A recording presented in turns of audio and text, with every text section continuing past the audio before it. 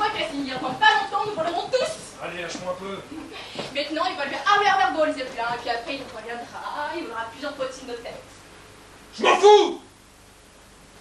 Pendant qu'un capitaine d'industrie s'envoie en l'air, des millions de gens crèvent de faim ici-bas. Ton Zeppelin, je l'emmerde. C'est de l'esbrouf. Le Zeppelin, tu comprends, c'est un aéronef. Et quand nous autres, on voit voler cet aéronef, on a l'impression que nous aussi, on est du voyage. Alors que notre lot, c'est les sommets troués et le coin de la table pour s'écraser la gueule. À te voir si triste, je deviens triste aussi. Je ne suis pas triste. Oui, si, tu es un pessimiste. Ça oui! Si on est intelligent, on est forcément pessimiste. Tu peux rire, toi, t'as pas à t'en faire. Je te l'avais dit, je n'irai pas t'asseoir pour rien au monde. J'ai été renvoyé hier, demain je pointe au chômage, mais aujourd'hui on s'amuse, envoyé aux éclats. Mais j'ai pas ri. Mais si, tu as ri. Et tu peux, tu touches encore ta paix, toi. Et tu vis chez tes parents qui ont droit à la retraite. Je n'ai plus de parents, moi. Je suis seul. Tout ce qu'il y a de plus seul au monde.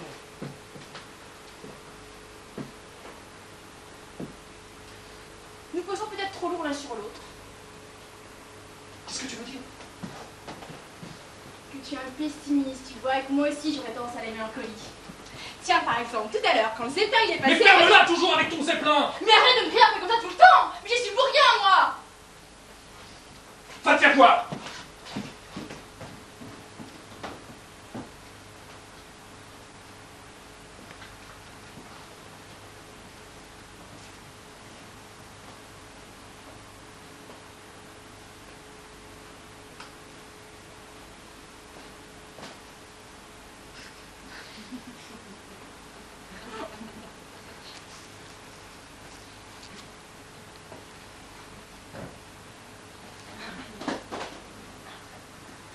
Qu'est-ce que j'avais pour aller comme un idiot?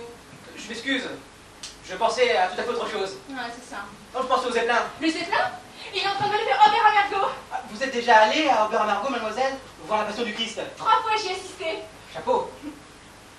Mais les gens là-bas, c'est pas des saints non plus. L'homme est mauvais partout. Ah, faut pas dire ça, mademoiselle. Les gens, ils sont ni beaux ni méchants. Seulement, le contexte actuel, il est contraint à être plus égoïste que nature. Pour subsister. Vous me comprenez? Non. Vous allez me comprendre tout de suite. Supposons que vous êtes amoureuse d'un homme. Supposons ensuite, cet homme devient chômeur. Ben, l'amour flanchera, automatiquement. Alors là, je ne crois pas. C'est certain. Ah non. Si un homme a des ennuis, une femme de valeur lui sera d'autant plus attachée, j'imagine. Moi pas.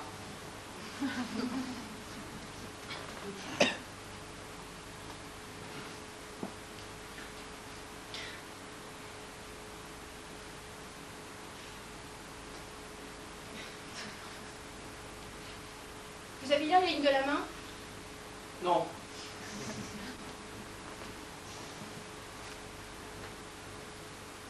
Qu'est-ce que vous faites comme métier? Devinez voir.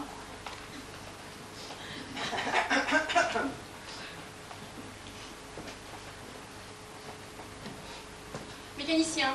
Ah non, tailleur Cooper. Alors ça, je n'aurais jamais pensé. Et pourquoi ça? Parce que je n'aime pas les tailleurs. Ils sont tous sortis de la puce de Jupiter. Moi, c'est l'exception. Hein. Je me suis intéressé à la question de la fatalité dans le temps. La glace. Vous aimez ça, vous aussi? C'est la seule passion de ma vie, comme qui dirait. La seule. Oui. Tant pis. Quoi? Ça doit faire comme un vide, non? Qui c'est qui parle, qui tu parles? Un ami à moi. Depuis quand tu le connais? Ah, il y a longtemps. C'est vraiment exceptionnel que nous soyons rencontrés. Tu me crois pas? Pourquoi veux-tu que je ne te croie pas?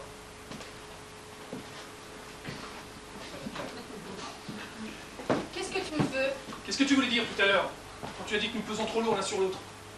Est-ce qu'éventuellement nous ne sommes pas faits l'un pour l'autre? Éventuellement. Alors est-ce qu'éventuellement, cela voudrait dire qu'éventuellement, nous devrions nous séparer, que tu as ce genre d'idée en tête? Ce n'est pas le moment de poser ce genre de questions. Mais pourquoi pas, si tu permets? Parce qu'en ce moment, je suis énervée et que dans ces débats, j'y ai rien de sensé. Bon, c'est donc bien ça. Exactement ça. Il n'y a pas d'exception, ridicule. Qu'est-ce que tu racontes? C'est ça, exactement ça. Exactement quoi? Tu ne trouves pas ça étrange, toi? Le jour même où je suis renvoyé, tu t'aperçois qu'éventuellement nous ne sommes pas faits l'un pour l'autre? Quel ingrat, je te comprends pas, Casimir. Réfléchis, mademoiselle. Mais quel ingrat tu fais. Est-ce que j'ai pas toujours pris ton parti? Tu sais peut-être pas tous les problèmes que j'ai avec mes parents, parce que je suis pas avec un fonctionnaire, que j'ai pas voulu renoncer à toi et que je t'ai toujours défendu. Ne t'excite pas, pense plutôt à ce que tu m'as fait. Et toi, tu sais ce que tu m'as fait? Je constate une évidence, voilà. Je te plaque.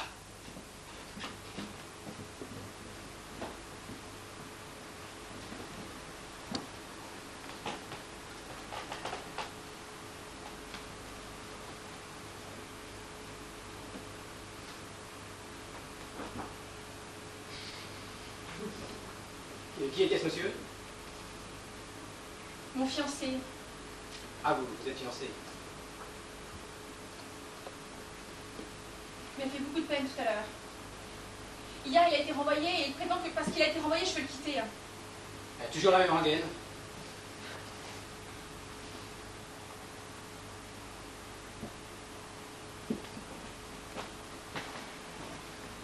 Alors, autre chose.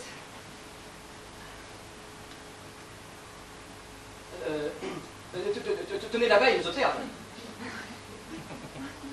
J'aimerais bien faire un grand 8 maintenant. Une fantaisie qui coûte cher.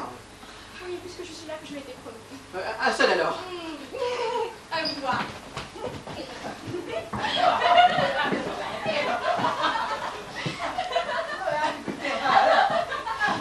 Ça, c'est vrai grand 8. Il y a un autre là-bas, mais il fait du beaucoup trop vite. La caisse est par là. Ah, zut. Oh.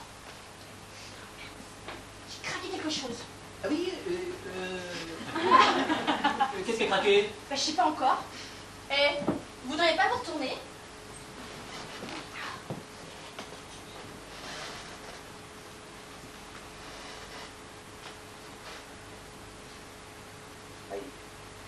Il nous suit toujours, votre fiancé. Tiens, il parle avec un monsieur et une dame maintenant. Hein, il ne nous quitte pas des yeux. Où ça? Ah, c'est François-Marc. Je le connais bien, c'est un ancien collègue de mon Casimir. Mais il a mal tourné, hein. Le nombre de fois il était en tôle, celui-là. Les petits, on les envoie derrière les barreaux, les gros, on n'y touche pas. C'est vrai ça. Mais François lui tape dessus à sa ginette, alors que le vit au doigt et à l'œil. Franchement, cogner sur une faible femme, c'est la fin de tout, hein. C'est certain. Casimir aussi, il est coloré de nature, mais il a jamais touché un seul cheveu de ma tête. J'espère qu'il va pas nous faire un scandale ici. Oh non, il ferait jamais ça en public. Il se contrôle trop bien, rapport à son métier. Et qu'est-ce qu'il fait comme métier? Conducteur automobile. Les gens coléreux, la plupart du temps, ont bon cœur. Vous avez peur? Non! Qu'est-ce que tu veux croire une chose pareille? J'aimerais bien faire un grand 8 maintenant.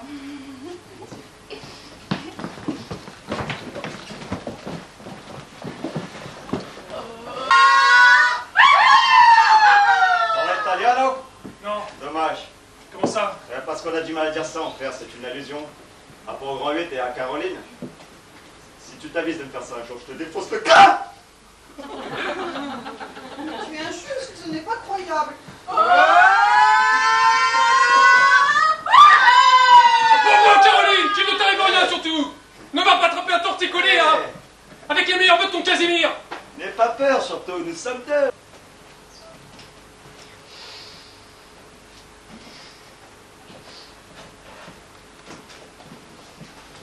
Je t'ai demandé tout à l'heure ce que tu entendais par éventuellement nous ne serions pas faits l'un pour l'autre. Et tu as dit éventuellement, tu l'as dit. Et toi, tu dis que je te quittais parce qu'on t'avait renvoyé. C'est une offense sans nom.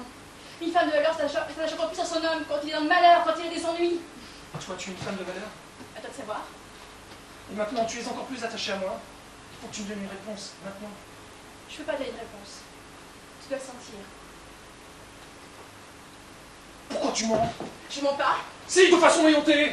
Quand est-ce que je t'aurais menti? Tout à l'heure, tu as dit que tu connaissais ce monsieur depuis longtemps. Depuis longtemps, tu as dit, alors tu viens me rencontrer à la foire. Pourquoi m'as-tu menti? Parce que j'étais énervée. Ce n'est pas une raison, ça. Bah pour une femme, peut-être que si. Non. Je voulais simplement manger une glace. Et puis après, nous avons parlé du zeppelin. D'habitude, t'es pas musclé à ce point. Mais ça, j'ai du mal à l'avaler. Je voulais simplement faire un grand 8. Si tu avais dit, mon cher Casimir, j'aimerais faire un grand 8, j'en ai tellement envie. Alors Casimir, il t'aurait dit, va, vas-y donc sur ton grand 8. Ça te ressemble pas à cette grandeur d'âme. Vas-y, crache ta bille. Qui c'est ce type? Un homme cultivé, un tailleur de père. Ah, si donc tu penses qu'un tailleur est quelqu'un plus cultivé qu'un chauffeur. Ton mauvaise François! Je te laisse ce soin, je constate que tu m'as menti, sans raison encore. Ah, tu parlais, toi, monsieur, ton tailleur s'est cultivé. Ah, comme sur les cœurs, évidemment, ça fait plus chic qu'un pauvre diable qui a été renvoyé la veille. Ah oui. Sous prétexte que t'as été renvoyé, fallait que je passe le reste de ma vie à me lamenter. Je ferai mon chez vous du moins de plaisir qu'on puisse avoir. C'est égoïste. Ah, égoïste sur moi, et depuis quand, mais je ris, franchement. Il ne s'agit pas de ton grand vide, pas le moins du monde. Il s'agit de ton comportement inqualifiable, à savoir que tu m'as menti. Excusez-moi. Tu vas fermer ta gueule sur la fin. Démarche la portier. Tire-toi à chenet. Laisse tomber, François. Ils vont très bien ensemble, ces deux-là. Fais-toi tailler une traîne, traîner. Qu'est-ce que tu viens de dire là? Ce qu'il vient de dire. Traînez. Putain de votre terre. Venez, venez, mademoiselle. D'accord. Maintenant je viens. Bon voyage. Tous les deux. Des femmes. Il y en a à l'appel. À l'appel, je te dis. Mais est-ce que tu peux être grossier? Mais qu'est-ce que je t'ai fait, moi? Tu n'es rien qu'une femme, toi aussi. Voilà. Et maintenant, François va aller chercher un petit godet de bière pour avoir les idées un peu plus roses. Tu viens, Casimir? Non, je vais rentrer. Me mettre au lit. Bonne nuit.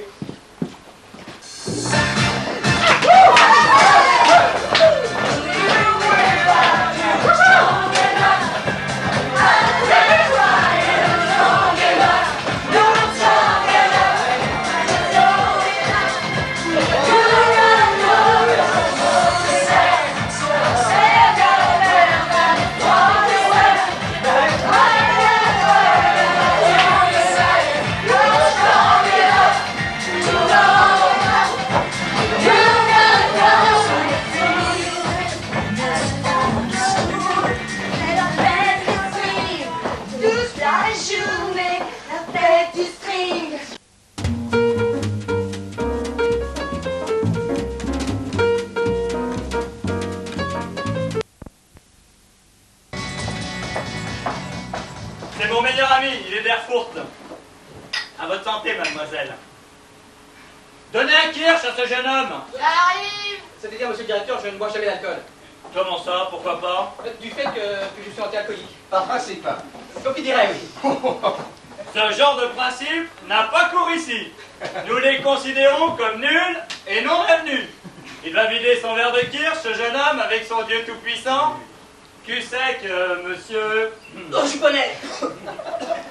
Juponnet. Autrefois, j'avais un précepteur qui s'appelait Juponnet. Quel... Toi, oui. Et après? On verra. Ah. Comme ça, tu t'appelles Eugène. Oui. Puisque nous sommes au manège... Chouette, mais pas avec une tête de femme, pour mieux tenir. Quel cran! Mademoiselle pense en cavalier. Pour une fois, je monte à cheval, j'aimerais faire 2 tours. 3 tours! Chouette. 4 Wouh, chouette, chouette, chouette. X tours!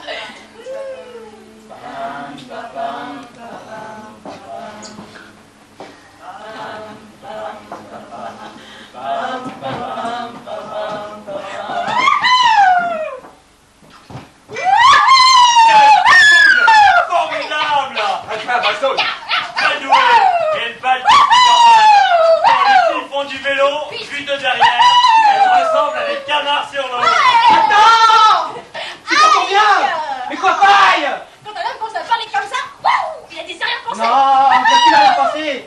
Seulement un peu dissouillé depuis tout à l'heure. S'il te plaît, arrête de boire d'alcool. Ah non, je vois ce qu'il te plaît aujourd'hui. Tu m'imagines pas ce que c'était messieurs disent de toi. Jamais tu imaginerais. Eh bien, qu'est-ce qu'ils disent de moi? Mais il faudrait pas en livrer. Oh, je cherche de la colle, hein. Mais c'est pas dire, monsieur le directeur.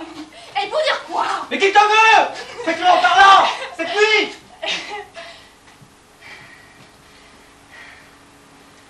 Ah ouais. Alors comme ça, il me veut. Eh oui, le dis dans moi. Comme si j'existais pas. C'est pas de la compagnie, ça. C'est pas digne de toi. Allez, viens. Filons à l'anglaise. Ouh, hein. On peut aussi aller boire du thé. Peut-être chez moi. Toi aussi, t'es un égoïste. Exactement comme Monsieur Casimir. Tu parles chinois. Parfaitement, Monsieur Casimir. Moi, je m'appelle Eugène. Et moi, je m'appelle Caroline.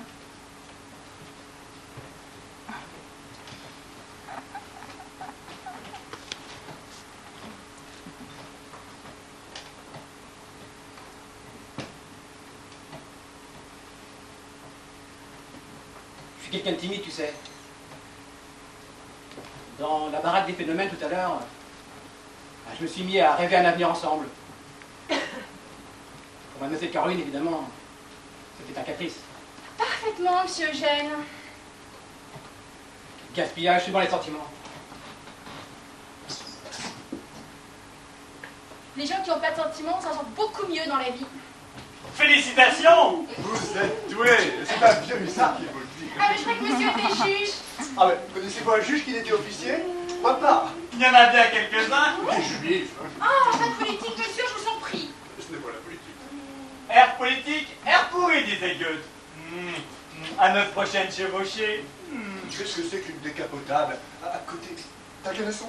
Ah, une décapotable, c'est magnifique aussi. Oui, mais il y a rien d'organique. Puis-je vous apprendre que je possède une de ces magnifiques décapotables? J'espère que vous m'accompagnerez Ah oui, ça. en pèlerinage à Altötting. Ah, je te dis, d'accord. Eh, Altötting, qu'est-ce que c'est que ce pèlerinage? La chapelle est chez moi, à 2, 3, dans ma chambre, dans mon lit, à 2, 3. Eh, monsieur ton employeur. Ne sois donc pas jaloux, oui, nous sommes nomades, parcourons les temps, avons de jolies filles, qui rapportent de l'argent, là dans cette prairie, je vais demander si elle me laissait, ah oui, elle fait sourire. Monsieur ton employé. Ne sois donc pas jaloux. Monsieur? Juponnet, monsieur Jasper. Exact. Rigoureusement. Soirée patente. Extrêmement épatante, oui. Propos d'épatant, connaissez-vous l'anecdote historique de Louis XV, roi de France? Non, non. Alors écoutez. Un soir, Louis XV s'est rendu au manège, accompagné de son lieutenant et de la fiancée de celui-ci. Et ce lieutenant s'est très vite retiré, car il s'est senti extrêmement honoré de l'intérêt de Sa Majesté pour sa fiancée. Il s'est senti honoré. Honoré. Mais il me semble connaître cette anecdote. Le lieutenant a été très vite promu colonel. Altötting!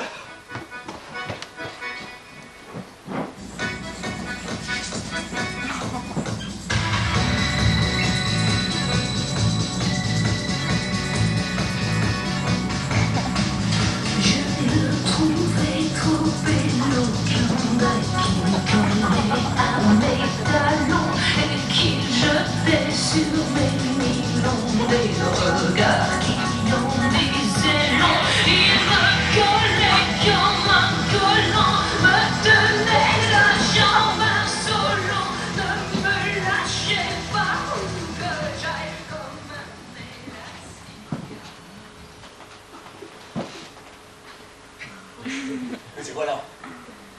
Comme je vous l'ai dit, il n'y a qu'un seul gardien. Il traîne dans les parages, la plupart du temps il est là-bas. Parce qu'on n'y va mieux la foire.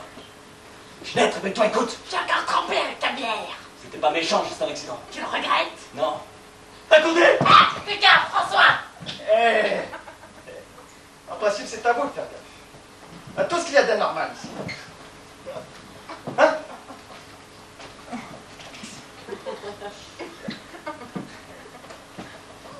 Ouais. Pas mal de limousines capitalistes ce soir. Tout ça, c'est Fraude et compagnie.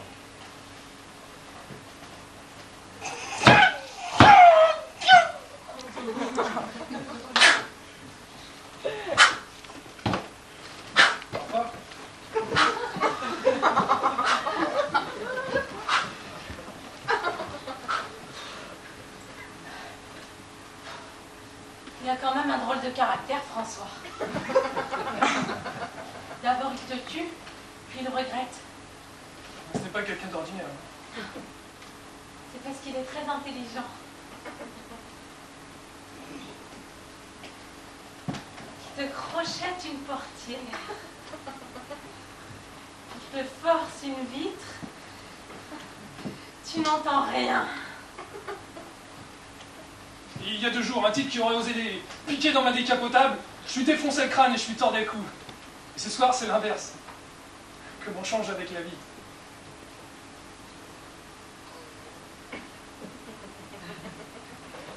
Souvent, je m'imagine une révolution. Je vois les pauvres défiler sous l'arc de triomphe et les riches dans le panier à salade. Parce qu'ils disent tant de mal des pauvres gens, tous tant qu'ils sont. Vous voyez, une révolution comme ça, je mourrais volontiers, le drapeau à la main. Moi pas. Mon frère, ils l'ont abattu dans une carrière. Vous savez, à l'époque, la guerre était finie. En 19. Ça non plus, ça ne vaut pas le coup. Il a offert sa vie, mon frère. Ça devait lui faire plaisir d'offrir sa vie. Arrêtez avec vos idioties. Même François, il a du respect pour mon défunt frère. Je suis donc plus mauvais que François. C'est que vous êtes tellement aigri. Je ne crois pas être quelqu'un de bon. L'homme ne serait pas mauvais si la situation n'était pas si mauvaise. Dire que l'homme est mauvais, c'est un ignoble mensonge.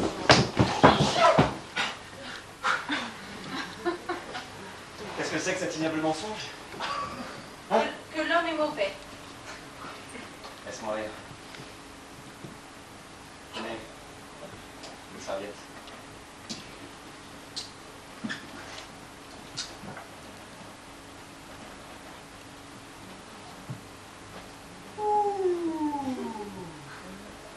Le complexe érotique.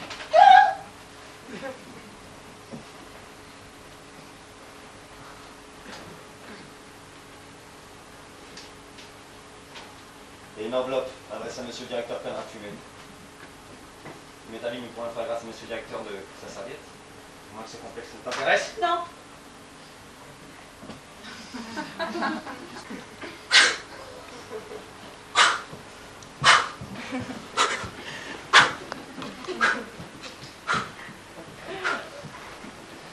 J'ai réfléchi. L'allusion tout à l'heure à propos de votre défunt frère. C'était carrément insultant de ma part. J'en étais sûre, monsieur Vladimir.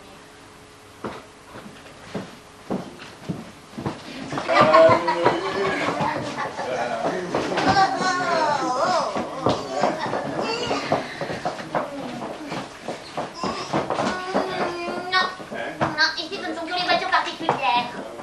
Les voitures de l'Ouest, c'est tout là-bas, près de l'infirmerie. Qu'est-ce qu'elle fait cette poison là? Ouais, c'est ce que c'est, moi. Ça lui prend souvent de faire grève comme ça, tout d'un coup. Bélie! Bélie, allez, viens, quoi! Au nom du peuple là! Oh, vous allez la percer. Hé, fais pas l'idiote!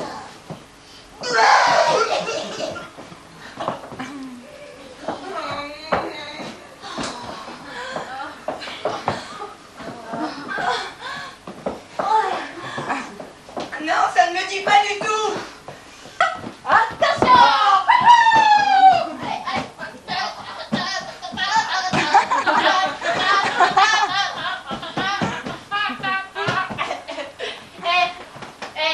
C'est pas une Nostradame là-bas? Bravo, vous avez fini juste. Mon ancien fiancé, il a construit une Nostradame. Construit, n'importe quoi. Il a conduit une Nostradame lui aussi autrefois. Il était chauffeur.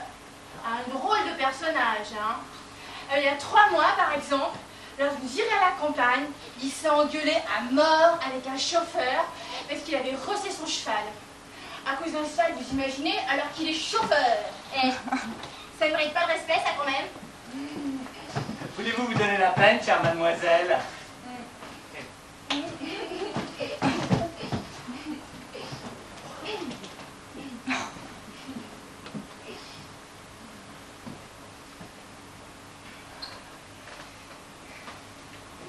Adieu, Casimir. Adieu. Oui, il y a bonne chance. Bravo. Je pars pour Altötting maintenant. Au revoir.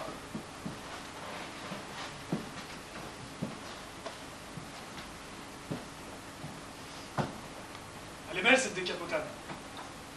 J'en conduisais une exactement pareille, moi. Autrefois. Il y a 2 jours encore.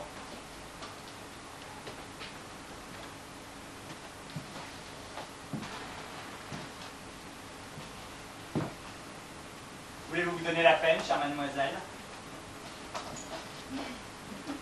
Voulez-vous vous donner la peine, chère mademoiselle?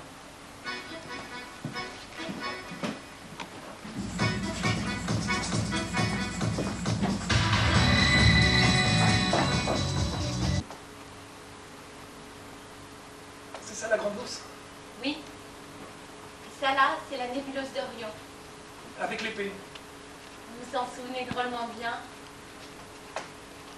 Le monde est loin d'être parfait. On pourrait le perfectionner un peu.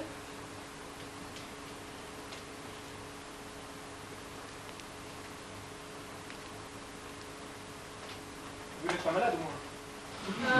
Je veux dire, vous n'avez pas attrapé le tuberculose de ce pauvre garçon. Non, jusqu'à présent, je n'ai rien. Nous deux, je crois, nous sommes des natures assez proches. Moi aussi, j'ai l'impression que nous nous connaissons depuis longtemps.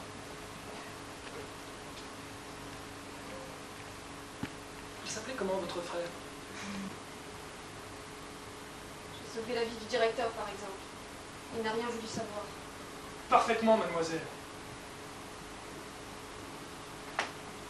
Tu as dit que le directeur se servait de moi seulement pour son plaisir. Et que j'étais à toi. Tu avais raison, et ô combien. Et maintenant, je m'en fous.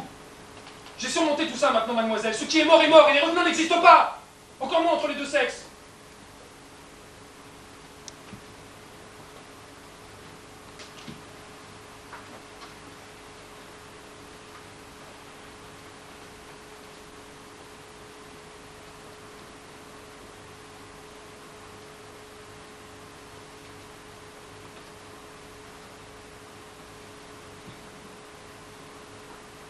Souvent, on ressent un si grand désir en soi. Puis après, on revient, les ailes brisées. Et la vie continue, comme si on n'y avait jamais été.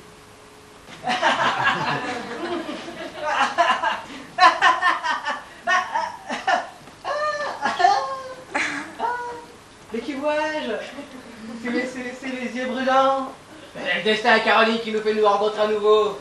Et Caroline, dans 2 jours, le lieutenant Eugène Juponnet sera colonel dans l'armée de Sa Majesté Louis XV. Et c'est à toi que je le devrais.